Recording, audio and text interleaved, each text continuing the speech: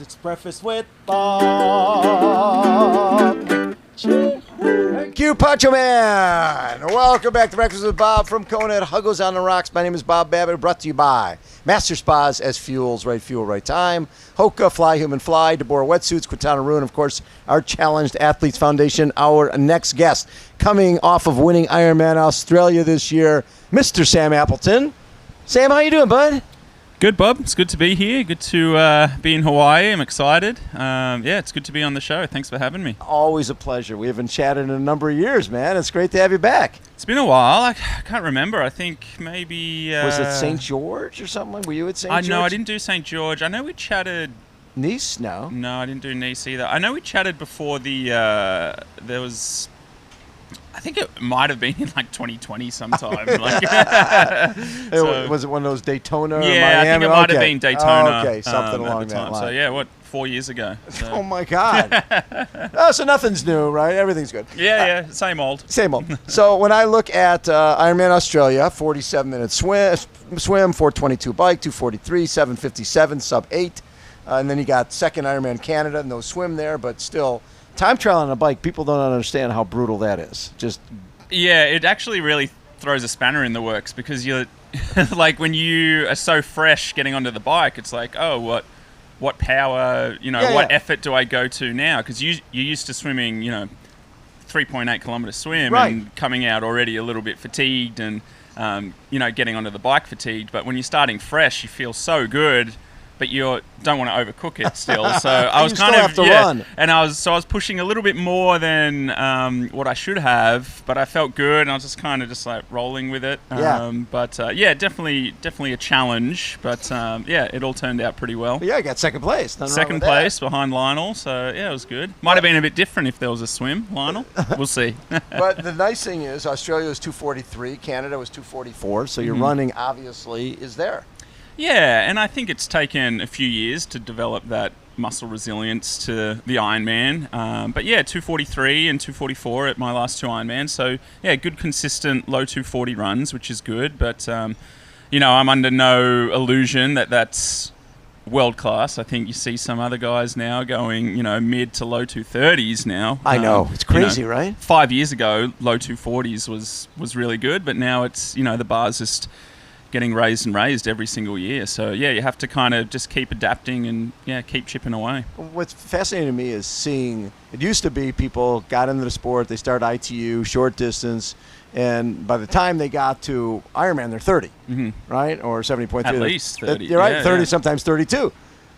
Now, people are going, screw that. I'm going right into this, what I like. I don't want to do that ITU stuff and sit in a pack and that crap. I just want to do my own thing, sell my own sponsors. And they're coming in and they're 22, 23 years old, and they're running into 230s and they're not afraid of anything. You get an up close and personal view of this every time you go race. Yeah, absolutely. I mean, I think Crowe was 35 when he won. 37. He was. Oh, when he won the last time, he was 38. Yeah. But I think his first win, he was 35. Oh yeah, you're right. But now, all these young guys coming in targeting the Ironman distance from the get go. They're not going through the traditional or the process. Old ITU into middle distance into Ironman. It's now these guys are growing up watching Ironman and being like, that's what I want to do, and they're definitely lifting the game. So how much of a difference have the plated shoes made?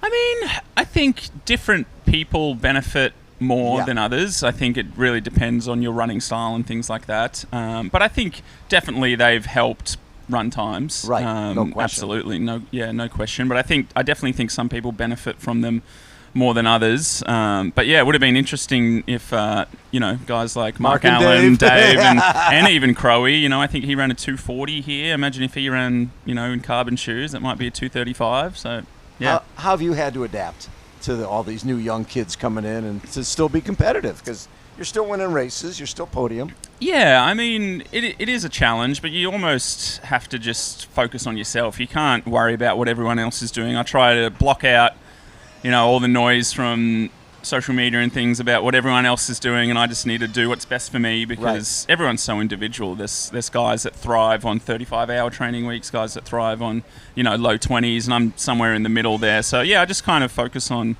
what's going to get me in the best shape possible and what I can do. And yeah, I've got a good team around me. So yeah, I mean, it's just about making yourself better every day and not trying to compare to others. That's kind of how I approach. Coming out of COVID with PTO putting dollars in for now the T100 series, the Challenge series, Ironman Pro series, there's more opportunity, I think, for pros to make a living. Yeah, absolutely, and I think more choice is great. You know, absolutely. And I couldn't agree more. Yeah, high tide lifts all boats, as they say. But Kona's so special, and it's always had so much attraction, and you know, you can feel it. I got here a few days ago, and it's like, yeah, the island's a buzz. You're seeing all the other athletes out there, and it's just something that's not replicated anywhere else. And you know, I've been targeting Kona all this year. That's been my sole focus, and I'm here in good shape. So yeah, I'm excited to let rip this weekend. What do you look at as your best race ever?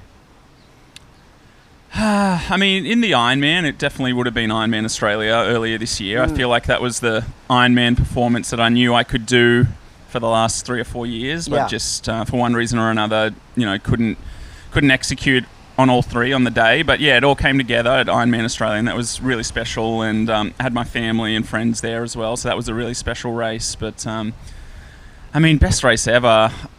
That's a big one. I've done so many, and I've been racing professionally now for I think about 15 years. So it's hard. Is there one that told you I could be one of the best?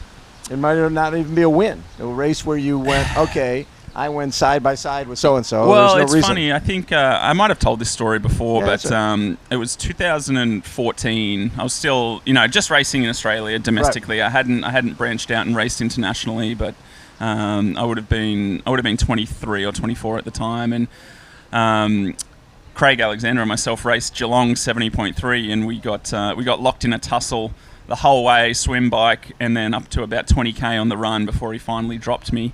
You know, he was maybe, you know, just over the hill then, but I was pretty happy to kind of push him all the way, and I was just a young buck, and yeah, I mean, that was kind of, I got second in the end in pretty much a sprint finish to Craig, but that was almost one of the kind of light bulb or switching moments in my career where I was like, yeah, this is, you know, at the time Craig was the best, and maybe maybe a year or two past his best, but yeah, just to... He's a 3-time Ironman world champion. Yeah, exactly. And 2-time 70.3 world champion. Yeah. So, but yeah, that was kind of one of the races, like a turning point in my career where I kind of, you know, was like, you know, maybe I can kind of make a career out of this myself. And yeah, I kind of went on from there, and now here we are, 10 years later. Yeah, 10 years later, and yeah.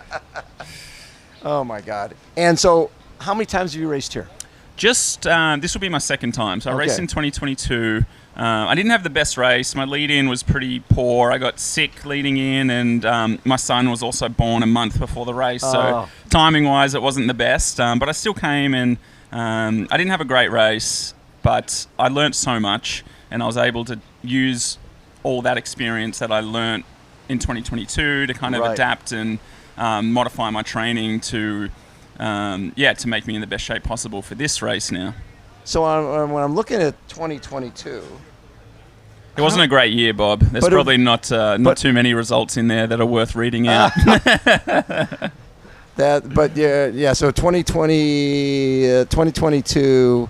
So. Yeah, 2022 was not. Wasn't a good year. We can just skip past that one. Let's go to 19. You won 70.3 Waco, and it was that your 16th 70.3 win, something like that? Yeah, I mean, I've been fortunate enough to win quite a few 70.3s kind of through that period of 2014 up to 2019. But yeah, I definitely think the sport has been elevated quite a bit since then, and I've had to adapt. And but yeah, for me, the last few years have been focused all about Ironman, and you know, that's not something that's just you can just flip a switch and be good at Ironman. It's almost like being 4 or 5 years of consistent work at the Ironman distance and training to kind of nail it. And I still don't think I've fully nailed it yet. I had a good race at Ironman Australia, but yeah, I think Ironman is an ever-changing puzzle that I think if you ask anyone, no one is really fully nailed an Ironman. I think No. even the guys that win here, they've been like, this could have been better, or this could have been better. Or I remember interviewing Jan Frodeno after I forgot which one of his wins, but they were like, God, you look great out there, like you were in control. He goes, I was going to drop out 14 times, right? Yeah. You just don't. You just don't know. Yeah, exactly.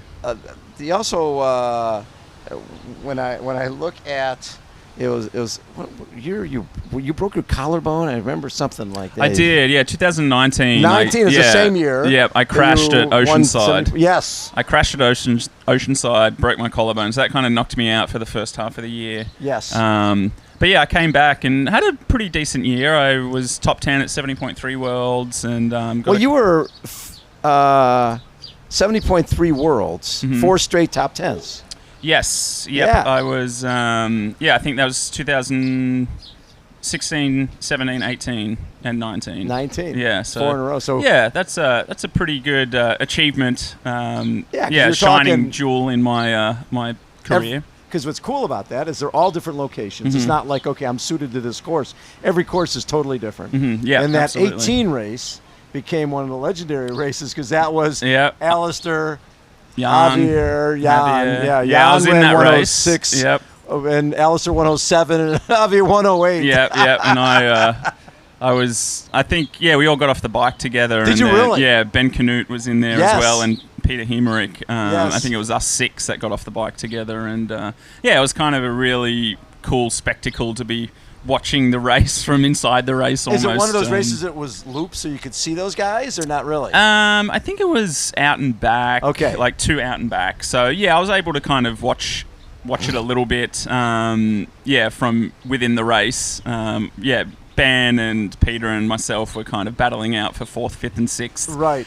So we weren't focused too much on the guys up front, but it's fun because you're done, and then you look at the splits and you go, not much I can do about that. Yeah, exactly. Right. Well, he ran 106, he ran 107, 108. You guys get top 3. I'll take where I'm at. Yeah, exactly. But it's that race. I think people say it's one of the best races that Jan did, and it was kind of cool to be a part of that. Exactly. Yeah.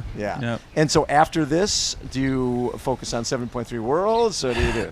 I've qualified. I'm not 100% sure yet. We'll see how the race goes. Got plenty of time. And then I'm feeling like it's been a long season so far, so I'm not 100% sure if I want to keep going through to December, but we'll see. If the if the race goes really good and I want to keep using that form, then I'll make that decision. You certainly know how to train for 70.3. Exactly. You've done it. Yeah. How many of those do you think you've done? I'm probably 50. I was thinking 50 to 60. I'm not 100% sure. Maybe I should go back and count that one day. It might be an interesting exercise. That would be interesting to see how many you do. I love that.